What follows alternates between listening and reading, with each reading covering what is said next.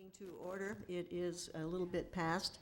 So good morning, everyone, and welcome to the Lancaster County Board of Commissioners meeting. We appreciate your attendance, and for the viewers, thank you so much for tuning in. For introductions, on my left is Commissioner Deb Shore and Commissioner Todd Wilchin, and on my right is Commissioner Bill Avery. And I am Commissioner Roma Amundson, Chair of the Board. And so will you join me now in saying the Pledge of Allegiance? I pledge allegiance to the flag of the United States of America and to the republic for which it stands, one nation, under God, indivisible, with liberty and justice for all. Okay, and thank you for joining in. And did anyone have water in their basements? Hey, how about that? That's good. Okay, and Mr. Clerk, will you begin the agenda, please? A copy of the Nebraska Open Meetings Act is located on the wall at the rear of the hearing room. Additionally, a copy of all written material to be discussed at today's open meeting is available from the county clerk's staff. The material can also be viewed on the county's website at lancaster.ne.gov. Agenda item 1 are minutes. Approval of the minutes of the Board of Commissioners meeting held on Tuesday, May 5th, 2015. Move approval. Second. Moved and seconded that we approve the minutes of the Board of the Commissioners meeting. Are there any corrections or additions? Please call the roll. Avery? Yes. Shore? Yes. Wilchin? Yes. Amundson? Yes. Motion carries 4-0. Number 2 are claims. Approval of all claims processed through May 12th, 2015. Move approval. Second. It's been moved and seconded that we approve the claims. Are there any corrections or is there any addition? Is there any discussion? I'll get it. Okay, please call the roll. Shore? Yes. Wilchin? Yes. Avery? Yes. Amundson? Yes. Motion carries 4-0. Next is number 3, special presentations. Recognition of the Election Commission by the League of Women Voters of Lincoln and Lancaster County. Okay, and so Pat Stevens and Mary Bolschilt, if you would come forward, please. And you had a busy election week. And we're pleased to be part of it. That's great. My name is Mary Beauchamp, and I'm currently the president of the League of Women Voters of Lincoln and Lancaster County. And I sent you a letter last month, I believe, expressing our appreciation for the Election Commission and the staff there. Both Dave and Maura are always very helpful and very professional to us when we come for voter registration supplies or for any of the staff. And we have many of our members work as poll workers and work in the election office for the counting processes. So, and we're pleased that we're able to do that. And though our members frequently at our annual meetings and other meetings remark on the professionalism and competency of the workers staffing the voting precincts and the high quality training and support made available to those workers there. We also have, I received some comments from Pat Cole, who was a member in the 60s and said, today's election commission is not the 60s, and we're very thankful for that. So she remembers that it was kind of a tense relationship at that point, and now it's very positive, our relationship with the commission. They are always so professional, she says, and friendly, and the supplies for voter registration are always well organized by Maura Kelly, and they're always ready for us when we come to pick them up. Last year, Ann Shear, one of our former board members and currently an Ed Fund trustee member, wrote a letter to the newspaper. And she said, often there is a bit of cynicism about every level of government. Anyone who sees this process in the election office, the counting and certification processes, will be reassured. Privacy of the voter and integrity of the ballot are carefully preserved, and every vote does matter. The government in a democracy is us, and what I saw this week made me so proud to be a citizen of Lincoln and Lancaster County. So thank you for your interest in recognizing the Election Commission, and Pat Stevens, former president, and former almost every office in the league. That is here as well. And former state president. That's right, that's right. As an occasional temporary worker with the Election Commission, For a number of years, I've been continually impressed with the consideration and respect shown to all workers and patrons. The office is a pleasant place to work, and I enjoy every minute when I'm there. I also, as a member of the League, am concerned with the registering of voters, and I won't go over everything that Mary has said, but the fact is, it is such a wonderful experience to be able to tell people I know all over the country that this is probably the best election office I've ever heard about. And I thank them very much. Well, thank you so much for coming up. And Dave, I think that you probably... You've got to come forward You've and gotta come introduce your forward now. team. Introduce your team. I mean, my goodness gracious, you must be bursting your buttons. Can you be modest now? Well, first of all, I want to thank Mary and Pat for their kind comments. We do have a good working relationship with the Lincoln Lancaster County League of Women Voters. As you know, they provide voter registration activities for us and allows us to get out to those libraries and grocery stores and schools and a number of other locations to register voters. In addition, helping us on election day as poll workers and early voter counting board and on a canvassing board. A number of the league works on all of those issues for us. So we're really glad about our working relationship, a positive working relationship we have with the League of Women Voters here in our county. I did bring along today some of my staff, both election and jury, but they're standing back here. Of course, Maura Kelly, our chief deputy, as a number of others are sitting back here. One that's not here with us today is Becky Height-Moravik. Becky decided we needed to keep someone at the office to keep things running, so Becky's back there, but Becky's really the heart of our office, as our chief administrative officer in the office. She's the one that kind of keeps everything going all along. But Maura and I both work well with the league. We have over 1,000 poll workers that assist us on election day. On statewide elections, we have a short board on our city elections, so we have about 600 that work for each one of those elections. But I was thinking the other day, I've been here since 1999, and I've probably trained over 6,000 to 7,000 different people to be poll workers, and we work with volunteers. People apply to be a board worker. We do not draft people.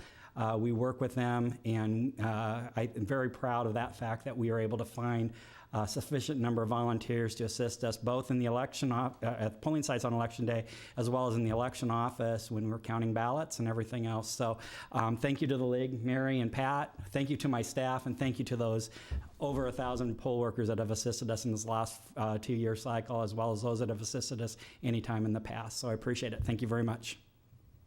Mm-hmm. Please. Dave, I just want to congratulate you and your staff, Maura, for your work. You know, I've been closely associated with your office for the last 8 years, and this is well deserved. I also want to point out that the League of Women Voters deserves some recognition today as well. Great organization. You've always been there when you've been needed, and I do remember with great affection the 8 years of working with you when I was in the legislature. Deb? While we're bragging on you, one thing we should mention is how highly you are regarded statewide, and how the Secretary of State looks to you for pilot projects or new initiatives, because your staff is so willing to try new things and band together. And I just wanted to make that comment that not only are we proud here in Lancaster County, but proud of you statewide. Todd? Dave, I'll echo what Bill and Deb have said, just because I know we've been friends for a long time. You know, elections are important in our society, and so having good elections that people have confidence in is very important. And those don't happen by accident. And I think we all know that the reason why we have successful outcomes in the running of elections here in Lancaster County is because of you and your team. So we very much appreciate all your efforts, and as well as the League of Women Voters. You know, it's one of those people that truly believe that that as a society, one of the most important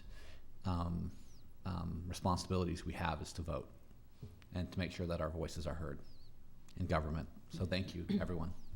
And Dave, I'm just going to say one thing. You know, the old saying, behind every successful man, there is always a woman. So, I mean, thank you so much for everything that you do. Okay, thank you. Thank you so much. I appreciate it.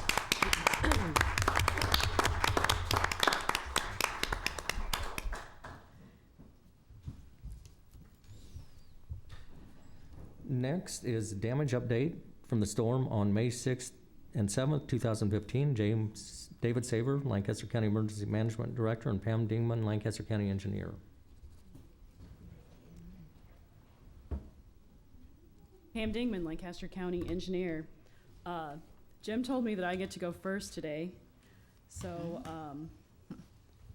I hope that doesn't mean he has something more significant than I have today on this one case, Jim. I will say that I don't know if you guys knew I got my start in politics from moderating debates with the League of Women Voters here in Lancaster County. That's So, cool.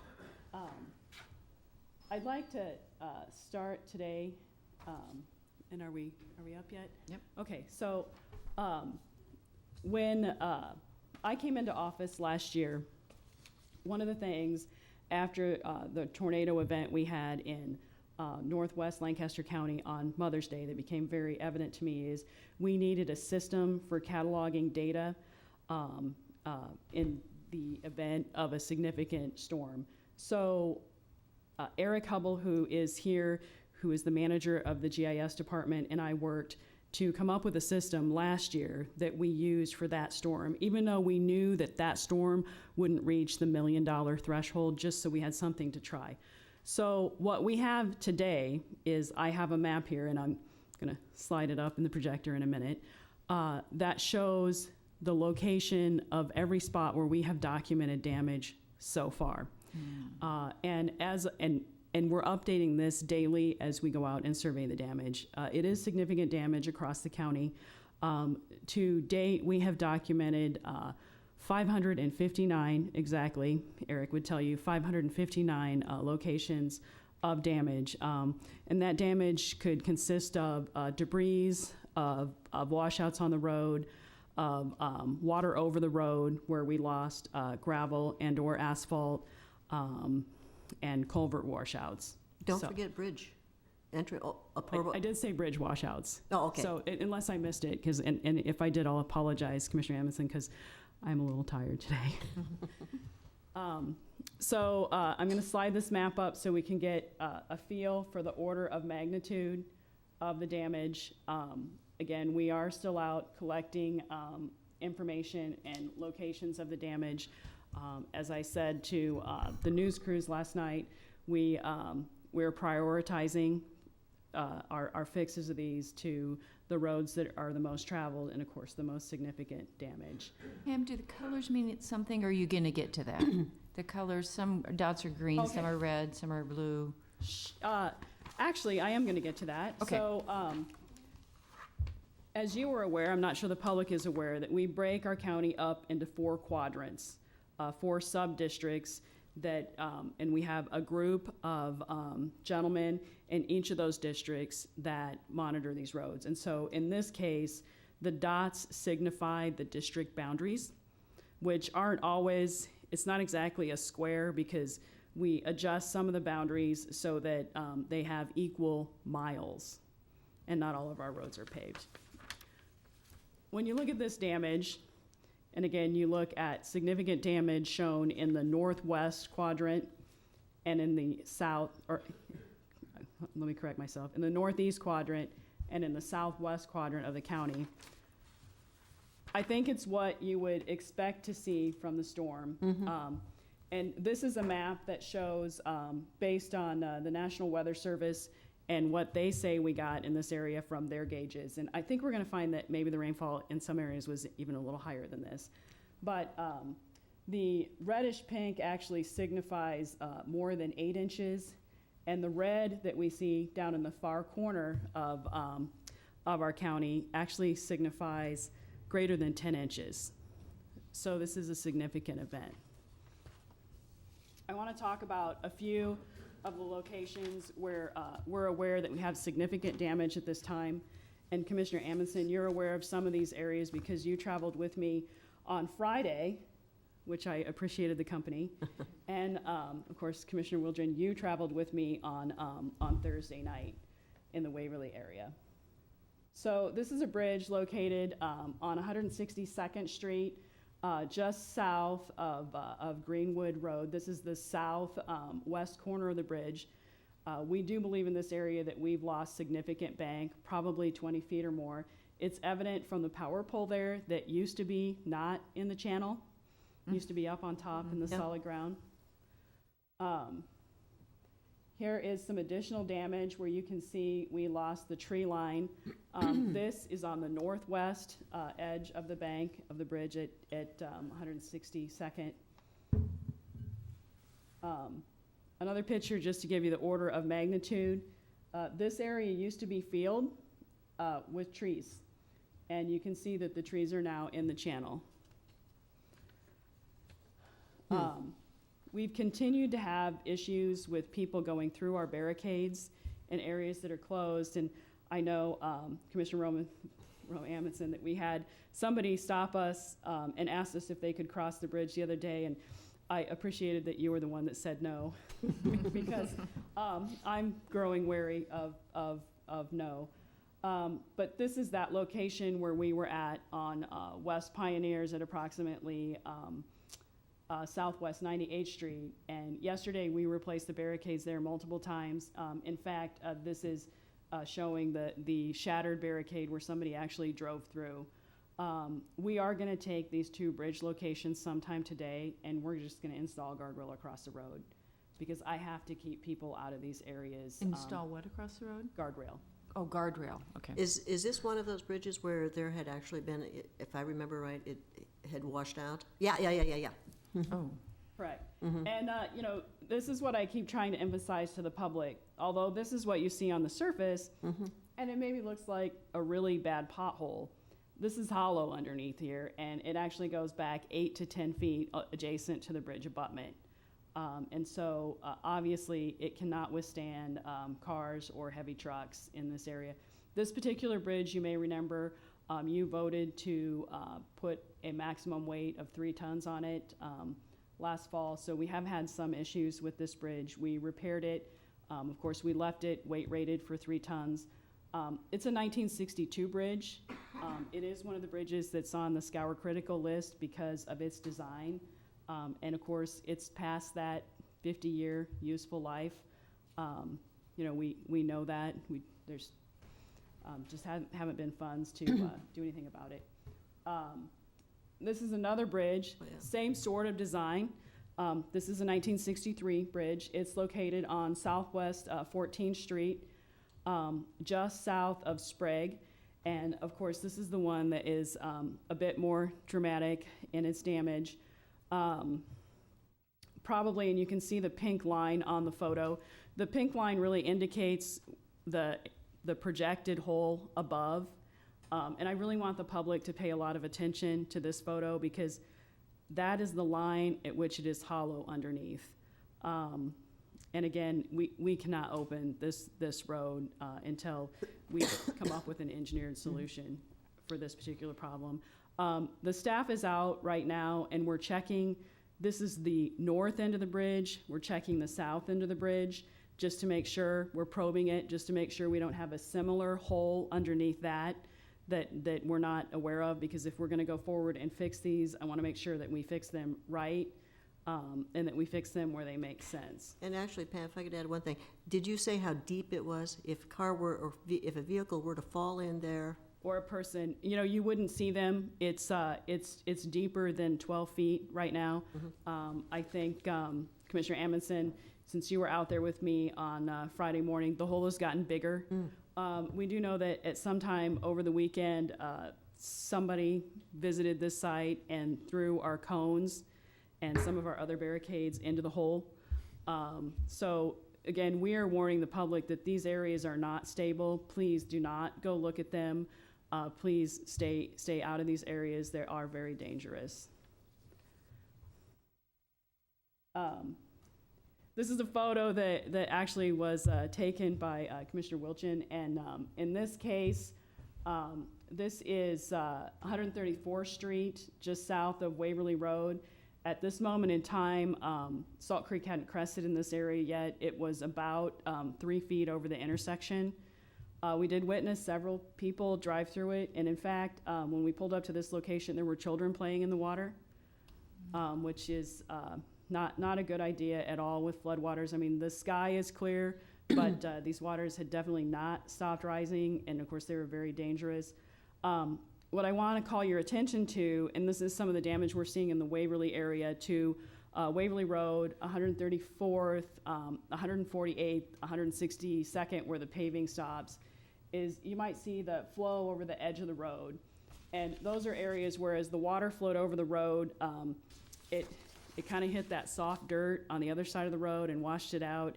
And in many cases, you know, the edge, the 6 inches to 12 inches of the edge of the road have eroded away and broke away from the slab. And so these are areas that we're gonna have to repair, not only the shoulders, but do some significant patching and maybe some sort of overlay to give us a contiguous slab again. This is a photo. Again, I want to emphasize to the public, this is 98th Street, the bridge on 98th Street, just north of Highway 6. You guys might remember this is the bridge that we put $100,000 worth of rehab into last year to stabilize the abutments and the piers. As I inspected on Sunday afternoon, this corridor, because the water had gone down enough for us to see a little more of what was going on, I was trying to figure out what was in the trees. And actually, up and down the Salt Creek, and right here, you can see this is sewage. It's toilet paper and garbage and other things that Salt Creek were kind of left behind in Salt Creek. And so this is why you see the concern from the health department recommending that anyone who's come in contact with this water get a tetanus shot. And of course, we're recommending that people don't play in it, don't play around the bridges, don't come in contact with this water. Right now, we have, of course, West Pioneers and Southwest 98th Street remain closed with that bridge that has the very badly damaged abutment. West 14th Street, south of Sprague, remains closed with the washed out abutment. Panama Road between 142nd, West 142nd and West 128th, there's a private dam back in there called, and I'm gonna forget the name, it's either Trindlewood or Trentwood, that has not drained. And so the NRD is inspecting that dam to see what's happened with it so that we can get the water back off that road and get it back open again.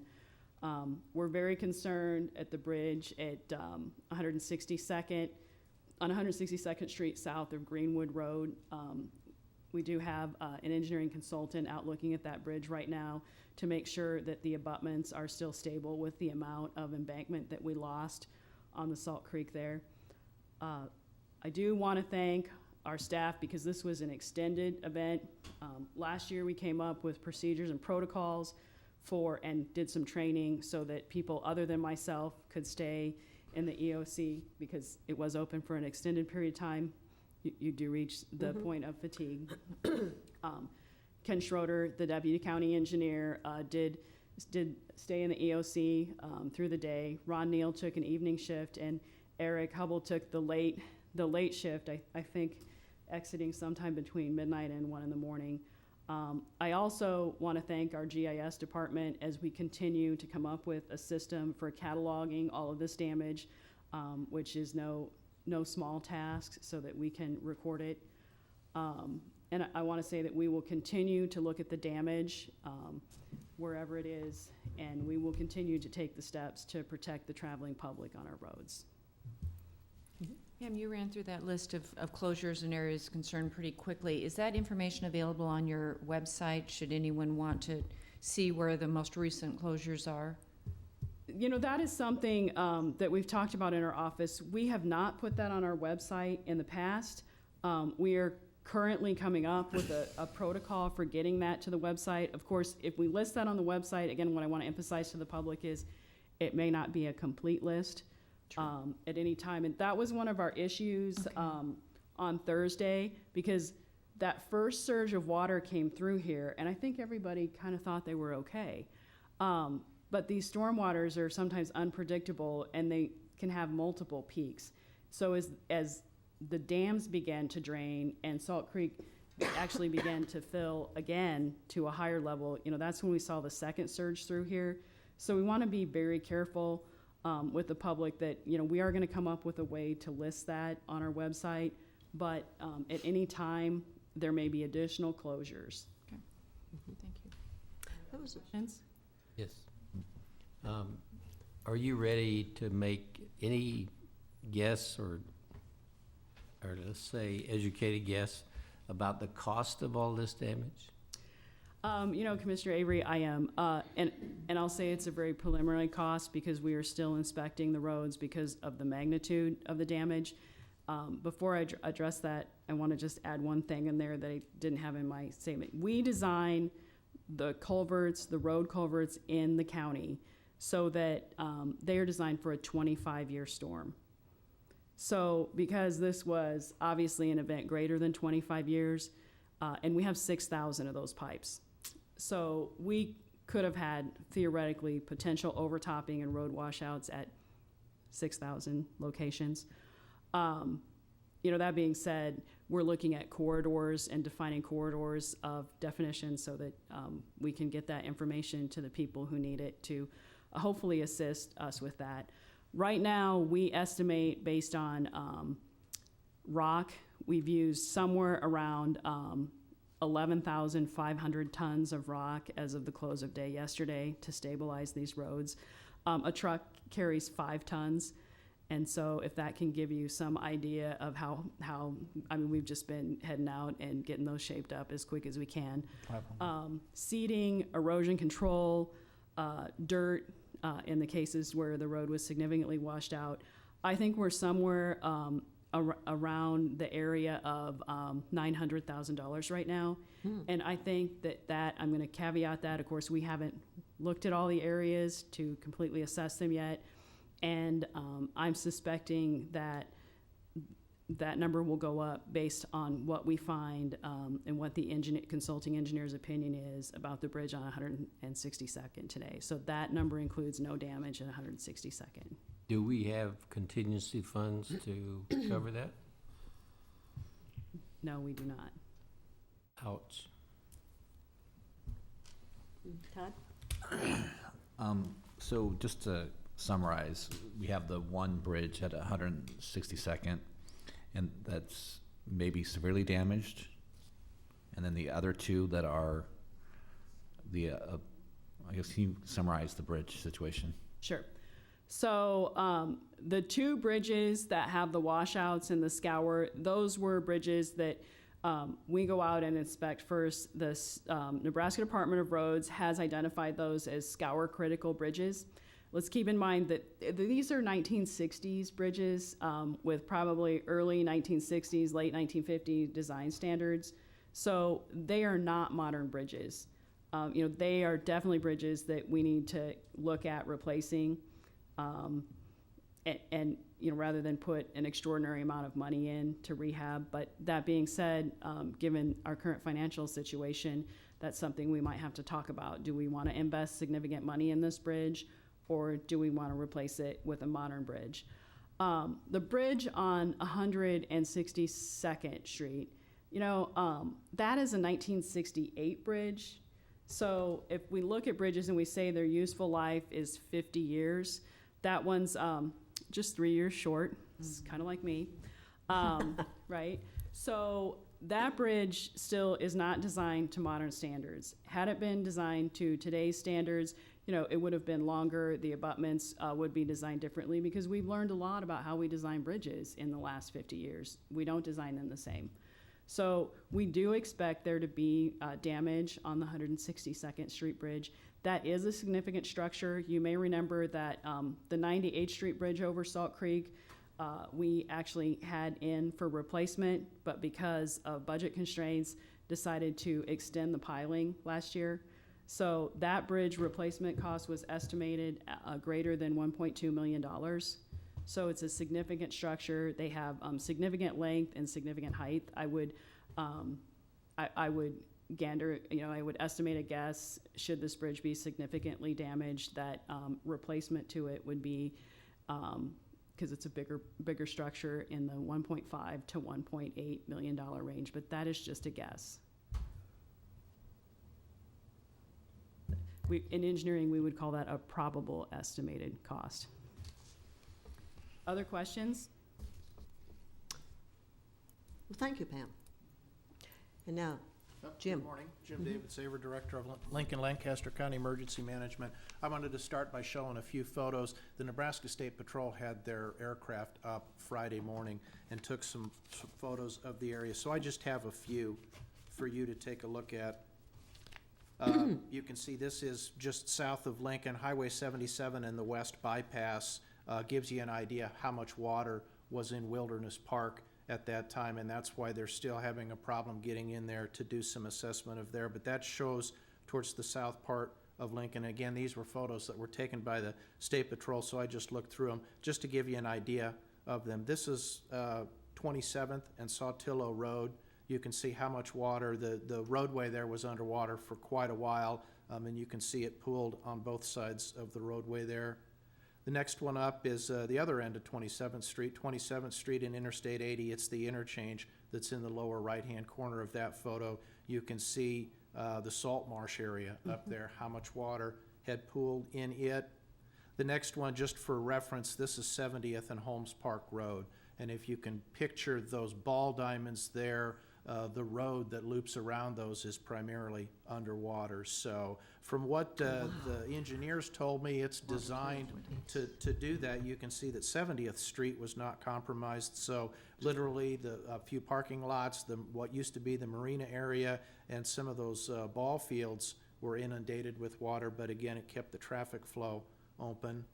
This is actually a screenshot of a view we had up in our Emergency Operations Center, but these are the railroad bridges that are just south of Haymarket Park. On the right side of the screen there would be where Sun Valley Boulevard rolls through there. This was the cause for concern late Thursday afternoon that triggered the voluntary evacuation from the South Bottoms and the North Bottoms. When we were activated during the day Thursday, we had representatives from the Natural Resources District in there with it. They were monitoring the stream flow, the gauges, things along those lines. For most of the day, that water level stayed the same, but early afternoon it started to rise. And Glenn Johnson, their general manager, he was our go-to expert in that regard. So that was where the people we had assembled in the EOC, that was the decision where we needed to offer that option of voluntary evacuation from people in that area. So that was the significant cause for concern late in the day on Thursday. And then just companion to that, if you've not seen our EOC, this is what it looks like when it's well populated.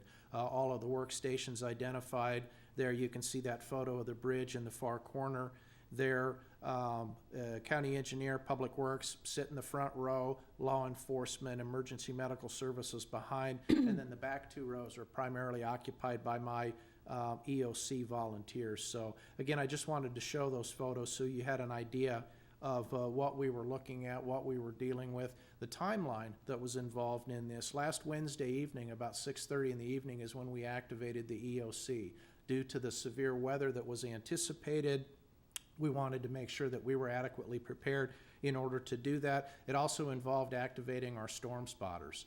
We partner with the Lincoln Amateur Radio Club to do that, so we had the storm spotters out to keep an eye on things. We activated at 6:30. The first tornado warning was issued for all of Lancaster County just after 8:30 that evening. So we sounded the sirens throughout the county.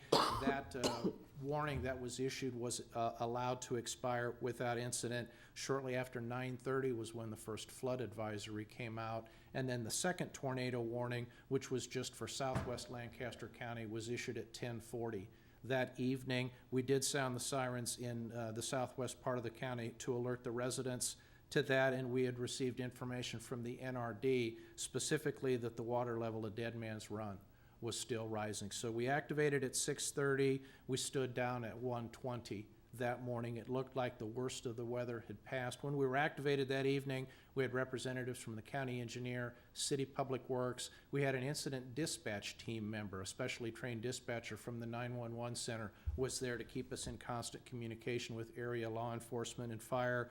We also had our EOC volunteers, in addition to the ham radio storm spotters that were out. So we went home at 1:20 that morning because it looked like the worst of it was behind us. Early Thursday morning, a few hours later at 6 a.m., we were back. Due to the rising water levels, we wanted to make sure that we were in place in order to do that. Another flood warning was issued at 7:30 that morning for Lancaster County. So as we went through the day, again, the NRD was monitoring the water flow. It continued to increase, and that was when we had a full activation of the EOC. So in addition to the people that were there on Wednesday, we added members from the Lancaster County Sheriff's Office, Lincoln Police Department, Lincoln Fire and Rescue, Lincoln Lancaster County Health Department. Our EOC volunteers were there, and we were in contacts on the city side with Public Parks and Rec, and also the Red Cross for the need for shelters. And again, the Parks Department is the one responsible for dealing with any downed trees. So 6 a.m. Thursday morning, we were activated. It was mid-afternoon, about 2:40 was when the voluntary evacuation order was listed. We stood down at the EOC just after 1:30 that morning. I think Pam gave her guy credit for being there between midnight and 1. I understand he was there up until about 1:30 or so. It was at that time it looked like the situation had stabilized. The floodwaters were receding. We were not anticipating any more measurable rain in the near future. So we stood down for a few hours, came back Friday morning. As part of our damage assessment goes, in addition to what Pam had received from her people throughout the county, we had minimal reports. There was a barn in the Raymond area that suffered some damage to its roof. We had a report of some damage in the Princeton area. A home may have been damaged, an outbuilding destroyed. The estimate was that a garage had been moved about 300 feet. So the National Weather Service following up on that, and they still haven't given us the confirmation of it, believe that an EF1 tornado came through the south end of the county, or at least was in that isolated area late Wednesday night. So based on what they're seeing, the radar information that they have, the debris field that was left, we've been working with Brian Smith at the National Weather Service to do that. Also, I failed to mention it that Hickman reported that a tower that they had, 52-foot tower, was essentially toppled in the middle. And the initial estimate I got from Norris Public Power District was that their infrastructure suffered $56,000 in damage. So due to the nature of the flood, it's difficult to get a very accurate estimate of the damage, and that's what we're in the process of now. The documentation that's been done to this point, every agency that was represented in our EOC, whether it was Wednesday or Thursday, there's some required forms. It's a simple spreadsheet to document your personnel, your equipment, the resources that you use. I distributed those to all the agencies. The deadline I have is for those to be returned to me on Thursday, and they'll be submitted to NEMA. Anytime you have a situation like this, the first report that I submit to NEMA is called the Incident Status Report, and it's just a very basic document to give them an idea. I sent them the initial one on Thursday afternoon and an updated one on Friday afternoon with the understanding. Hopefully we'll have a much better idea of things by Thursday afternoon. I do have an after-action meeting scheduled for Thursday afternoon. All those agencies that were represented in the EOC, it will give us an opportunity to have a bit of a debrief. Again, I need some information from them, and hopefully I'll have some information to share with them. But that's where things stand now. I did ask that a disaster declaration be added to today's meeting agenda. That was done mid-morning yesterday for your consideration. The threshold that Lancaster County has to meet is just over $1 million, but that's for county-wide. So if there's a question of, does the city do its own declaration and the county does, it may be that each of those public entities does a declaration, but the overall damage is $1 million. So each political entity may need to have that declaration, but the damage estimate is for the entire county. Yes, Todd? I very much appreciate the update from both Pam and from you, Jim. My question, and you kind of mentioned it, is the Lower Platte NRD has a lot of infrastructure in place, and it's my understanding that the damage done to the levees, the bank stabilization projects, they would be included in our estimate as a county. I hadn't addressed that specifically. I've been in communication with Glenn Johnson, and I know he was in the process of assessing and evaluating that. My perspective from emergency management, since I'm responsible for gathering all this information, if somebody reports damage to me, I'm going to have that on the list. As it goes through that notification process to NEMA or FEMA, it will be there. So. Because, yeah, I'll just mention that up along Salt Creek, up on North 27th, the LES parking lot flooded, but also just to the north of Menards, there's a bank stabilization project, and you can actually see the project. It's been exposed and damaged. And that was actually discussed Thursday afternoon when we were identifying areas for possible evacuation. That was one of the areas that Glenn specifically mentioned that he had his staff eyes on and whatever remote monitoring that he was doing. And that's just it. We deferred to Glenn that should there be that immediate need, we certainly want to issue that evacuation order sooner rather than later. Deb? By filing the necessary paperwork and reports to NEMA and FEMA, what benefit do we hope to gain from that process, either financially or other terms of support? Correct. Hopefully, on the financial side, obviously anything that's reimbursable. And again, that would be pursuant to the disaster declaration. And I guess NEMA and FEMA need to do their own assessment. So that's why the important next step for me is that Thursday report. I will give them as cataloged a list as possible of the damage that we suffered throughout the county. Then it's whatever verification process that NEMA and FEMA need to do. Yes, I'll just make one more comment. So I think it's important for the public to understand that over the last several decades, officials at the federal, state, and local level have done a lot, and they've made a lot of investment in our infrastructure to prevent a catastrophic flooding event, which I think what happened last Wednesday and Thursday demonstrate that that those investments were worthwhile. I think if you had not had the investment in the Antelope Creek area, Salt Creek levee system, as well as even Stevens Creek, and I may be missing some other watersheds out there, but I think you could definitely see a massive loss to not only government infrastructure, but also to public or individuals, especially in the Antelope Valley area in the middle of Lincoln. Just want to make sure that people understand that when you talk about government assistance at the federal level, there's two pots of money. The names are misleading. It's individual assistance is for private property owners, and then there's public assistance, which is for government assistance. And so a lot of times people hear public assistance and they think the general public, and that's not the case. That what they're talking about is any infrastructure that's owned by a government entity. And I think that if by the time you look at what the NRD, their assets, combine it with Norris Public Power, the county, city, I mean, I think we're definitely going to be well above the $1 million. And so I would be very, I look forward to actually seeing that dollar amount increase. Okay, well, Jim, I tell you what, thank you so very much. And I guess there's one thing, when you start talking about the number of people who were in the EOC, and I just was going to point that out, there are so many first responders who actually come up there and who are involved, and they dedicate so much of their time to this. They're very, very dedicated. And to everyone who worked the disaster, from the storm chasers, et cetera, I really, the county is really very appreciative of everything that has been done. I also really want to say that the level of cooperation has just been really fantastic too. Is the sheriff back there? Yeah, okay, and I noticed that, let's see, you had said that the MRAP vehicle, I don't know if it was said as to what the MRAP is. Maybe you just better explain it, because I don't know what the acronym is anymore. It's the it's a military vehicle. Well, we've changed that name Okay. to ERV, Emergency Rescue Vehicle. Okay, good. It's a six-wheel drive Yeah.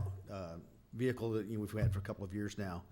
And when the voluntary evacuation order was issued on Thursday afternoon, actually, Tom Cassidy said everybody was talking about how to get down there to help people out and needed high-profile vehicles because boats would go some places, but some places it was dry and they wouldn't go. So Tom suggested our emergency rescue vehicle, and so Joe Leffler was in the EOC, called me, and I said, you bet. And so it was instrumental in helping a lot of those people. Some good pictures in the Journal Star of the ERV doing its job. So it was a good asset to have. It high profile, would get through the water, wasn't going to get washed away by any means. So nice to have that. No, thank you, Terry. Pam, did you have something else? You know, you spoke briefly about the cooperation at the EOC, and I think that the public needs to realize what an asset this is to them. It was humbling, but at 1:20 in the morning on Wednesday night, I was sure the water was going to go over Highway 6, and Mr. David Saver and I were able to have a conversation with the NRD and the Department of Roads to make that determination to close that road.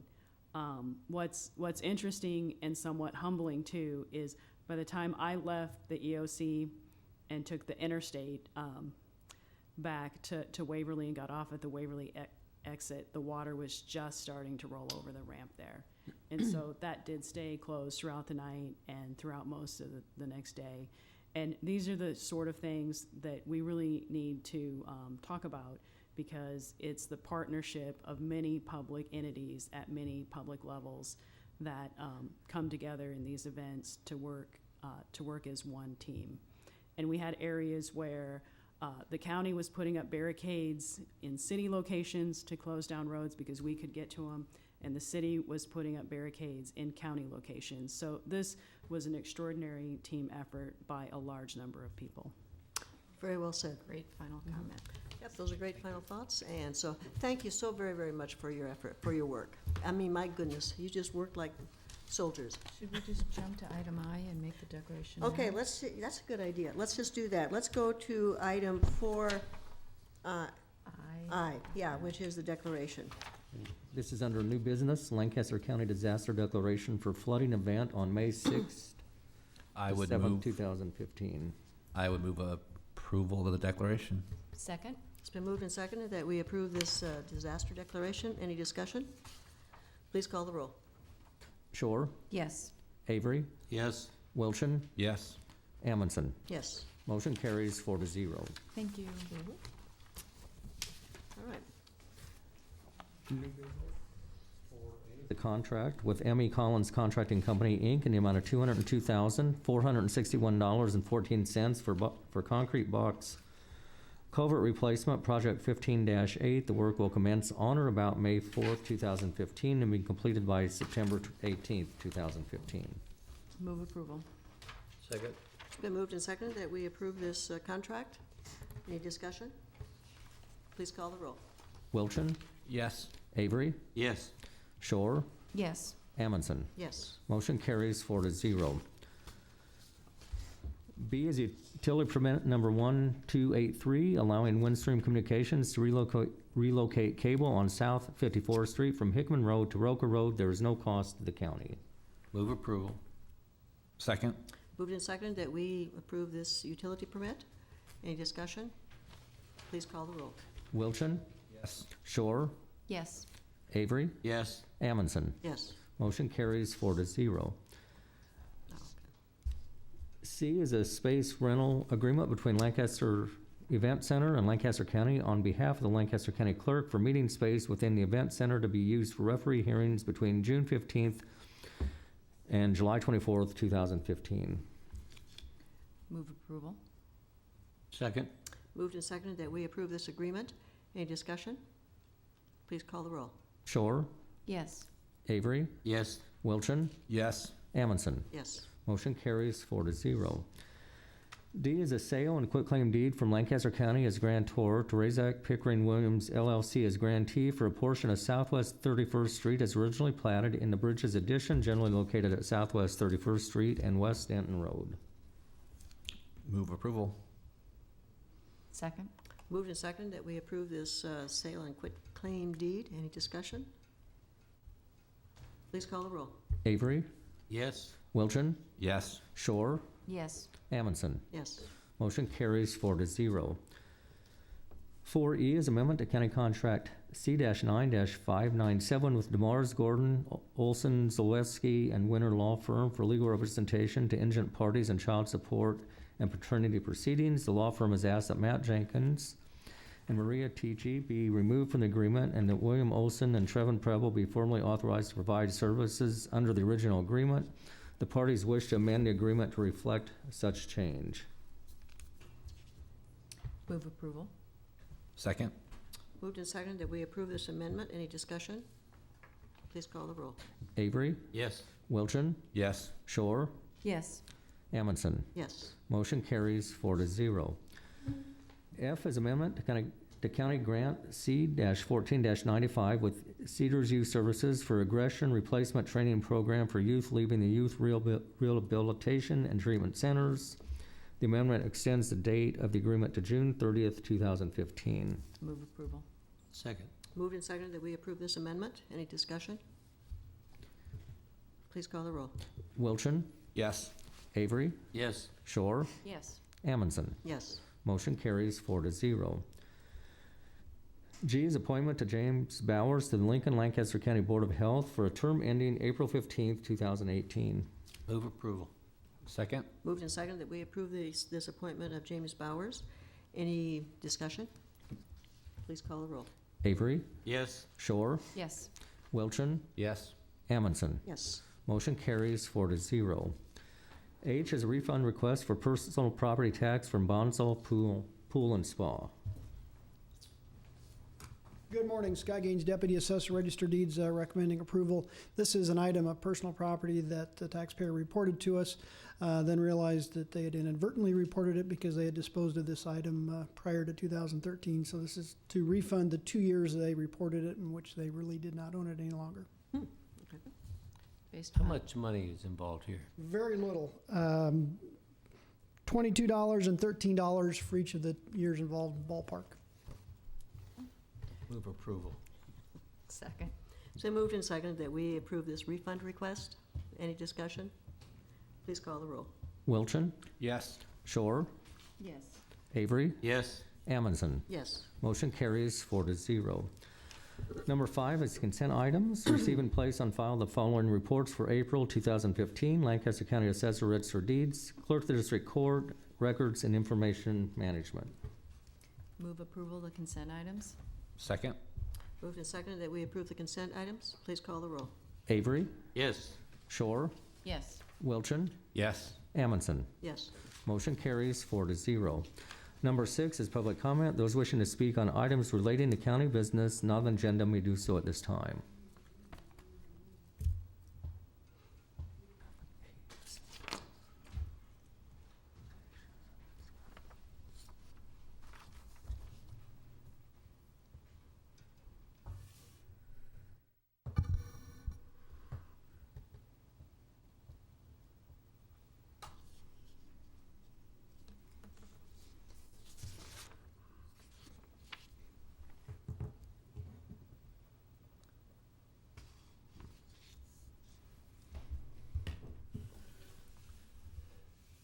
Gary Aldridge, Lincoln, Nebraska.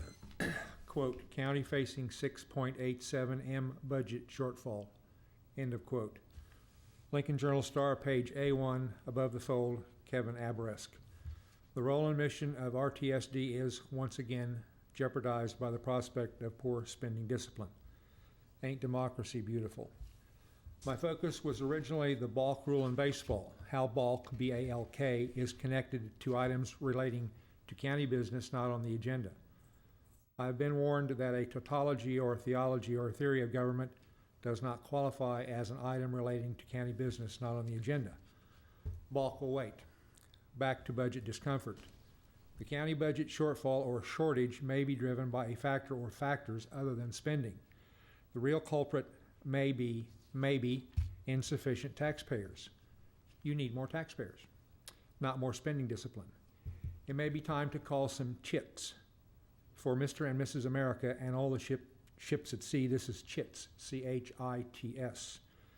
After shoveling bonds, NTE $6.5 million towards Saline County, Crete, those political subdivisions could be, maybe just tickled to shovel a few taxpayers to Lancaster County. Alas, no breath holder there. Let's put a face on a $6.87 million shortfall or shortage. Average residential property value in Lancaster County is $154K. With a property value of $154K, a citizen pays the county, at the current levy, $430 just for county operations.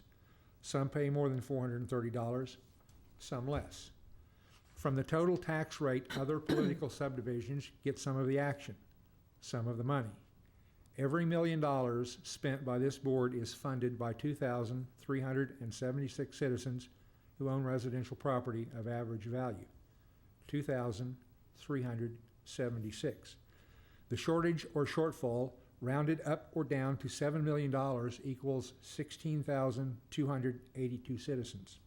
16,282 citizens who pay taxes on residential property of average value. If only 1% of those 16,282 citizens would come to offer public comments, you might be here a while. Keep in mind, marriage, however it looks, might increase that number. Much is said today about less spending, less taxes, less government, less regulations. Some may call this a LIBA and or Tea Party approach. The Tea Party is mostly nonsense, in a pretty dress or otherwise, mostly nonsense. I hold a great deal of contempt for politicians, only or especially at election time, who claim they fight for the common or average taxpayer. Politicians who stand only on a platform of less. Included in the formation of budget as public policy are certain provisions of 13 NRS 501 et sec, the Nebraska Budget Act. The Nebraska Budget Act allows public comment on a budget. Few citizens offer public comment on a budget. That is inherently unhealthy for democracy. Time on microphone for some at a budget hearing will be predictable. These are some thoughts offered as public comments on budget matters, including shortage and or shortfall. No one likes to pay taxes, really likes.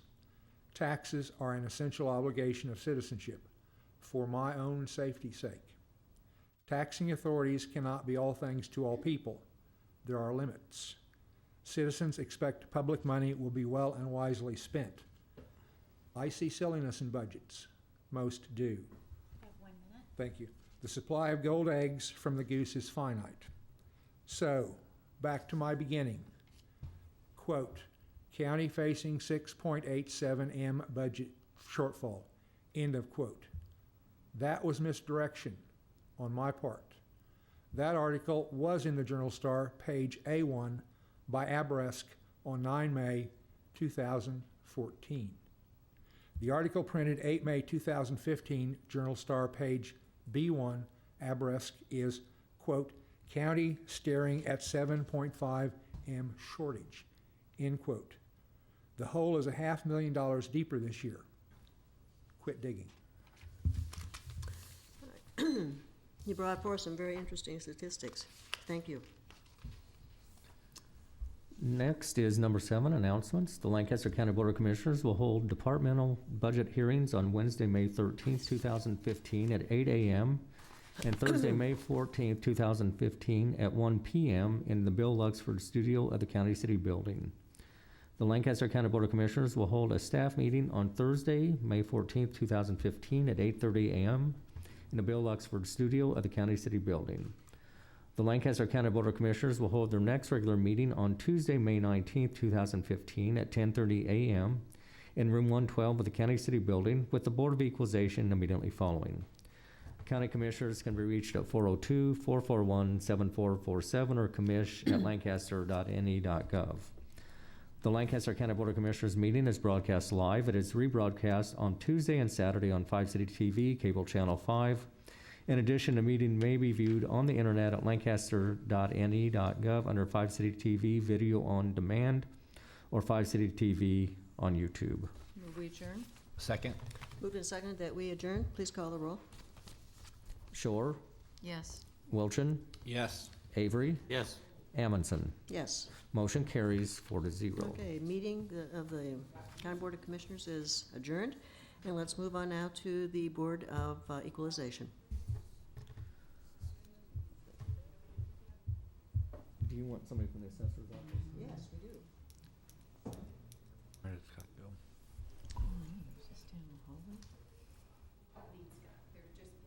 Oh, okay. Oh, Oh, these are exemption applications, okay. Yeah. Okay. Okay. Copy of the Nebraska Open Meetings Act is located on the wall at the rear of the hearing room. Additionally, a copy of all written material to be discussed today. Today's open meeting is available from the county clerk staff. The material can also be viewed on the county's website at lancaster.ne.gov. Agenda item 1 are minutes. Approval of the minutes of the Board of Equalization meeting held on Tuesday, May 5th, 2015. Approval. Second? Moved and seconded that we approve the minutes. Any additions or corrections? Please call the roll. Avery, Yes. Shore, Yes. Wilchin, Yes. Yep. Oh, Amundson. yes, I didn't hear it. Okay. Did you vote? Yes. Oh, I didn't hear. Yeah, I'm yeah. sorry. Okay. My left ear. So, next is number 2, public hearing, motor vehicle tax exemption application for Redeemer Lutheran Church. We'll open this public hearing. Is there anyone here to speak in support, opposition, or in a neutral position? And seeing none, I'll close the public hearing. I would move approval of the exemption application. Second. It's been moved and seconded that we approve the exemption application for the Redeemer Lutheran Church. Any discussion? Please call the roll. Shore, Yes. Wilchin, Yes. Avery, Yes. Amundson. Yes. Motion carries 4-0. Move we adjourn? Second? It's moved and seconded that we adjourn the Board of Equalization. Any discussion? Please call the roll. Wilchin, Yes. Avery, Yes. Shore, Yes. Amundson. Yes. Motion carries 4-0.